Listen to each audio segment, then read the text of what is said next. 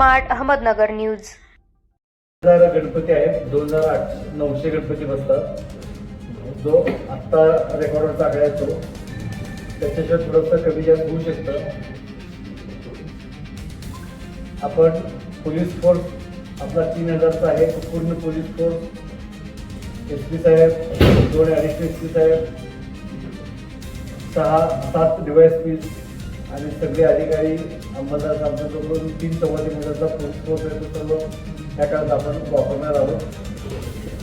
या काळामध्ये आपण रजा बंद करून सगळ्यांना गणेशोत्सव ईद त्या बंदोबस्ताच्या अनुषंगाने आपण अलर्ट ठेवणार आहोत. होमगार्डचे आपण जास्तीत जास्त वेळ वापर करणार आहोत. एक्झॅक्ट आकडा आला नाही फक्त सगळ्याकडे 1500 होमगार्डचा आम्हाला मिळतील असं अपेक्षित आहे. त्याशिवाय आपल्याला रॅपिड ॲक्शन फोर्स SRPFचे 6 तुकड्या मिळतील असं अपेक्षित आहे. त्याप्रमाणे आम्ही तयारी करत आहोत.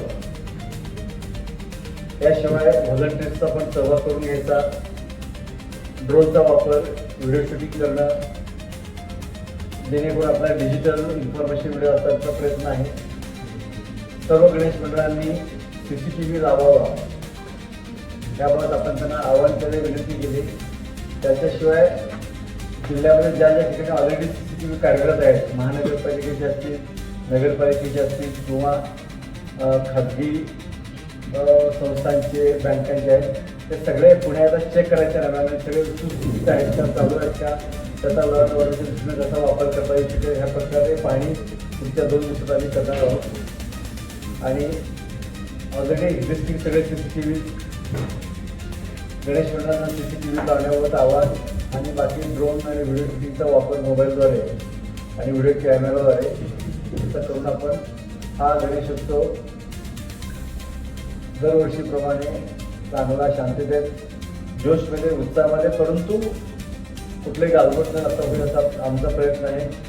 माझं आपल्या सर्व प्रसारमाध्यमांना आणि आपल्या मार्फत सर्व नागरिकांना आणि गणेश भक्तांना आव्हान आहे, विनंती आहे की हा गणेशोत्सव आणि ईद मिळाला हे दोन्ही आपण सर्वजण गुढ्या गोविंदाने शांततेत पार पाडूया. सोशल मीडियाच्या बाबतीमध्ये आम्ही विशेष सतर्क आहोत.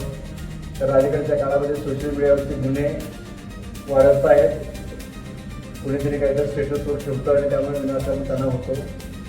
त्या अनुषंगाने सुद्धा सोशल मीडियाचे थोडीशी ॲक्टिव्हेट केली आहे. आपल्याकडे आता चांगले सॉफ्टवेअर्स पण आणले आहेत. त्यामुळे कुणीही काही पोस्ट केलं तर आज उद्या 100% ट्रॅक होऊ शकतो. अशी आपली यंत्रणा सज्ज आहे. त्यामुळे कुठल्याही तरुणांना, युवकांनी अतिउत्साहामध्ये शहानिशा न करता, खात्री न करता एखादी चुकीची पोस्ट व्हायरल करणे आणि त्यामुळे कोणाच्या भावना दुखवणं आणि विनाकारण तणाव निर्माण होणार असेल तर त्याच्यावर कारवाई केली जाईल. बरेच वेळा असं जाणवतं की लहान मुलं कळत न कळत सोशल मीडियावर काहीतरी पोस्ट करतात. तर अशी जी अल्पवयीन मुलं असतात त्यांना मोबाईल कुणी दिला त्याच्या पालकांनी, ते कुठल्या मित्रमंडळीच्या कॉन्टॅक्टमध्ये आहेत, त्यांचं सोशल मीडियाचं एकंदरीत मित्रपरिवार काय आहे, ते कुणाला फॉलो करतात, काय यूट्यूबवर पाहतात, याचा सुद्धा तपासामध्ये भाग घेऊन अशा अल्पवयीन अज्ञान मुलांना अशा प्रकारच्या चुकीच्या मेसेज पोस्ट करण्यासाठी प्रवृत्त करण्याच्या प्रवृत्ती आहेत, व्यक्ती आहेत, त्यांच्यासुद्धा कारवाई करण्याचं मी सूचना दिल्या आहेत.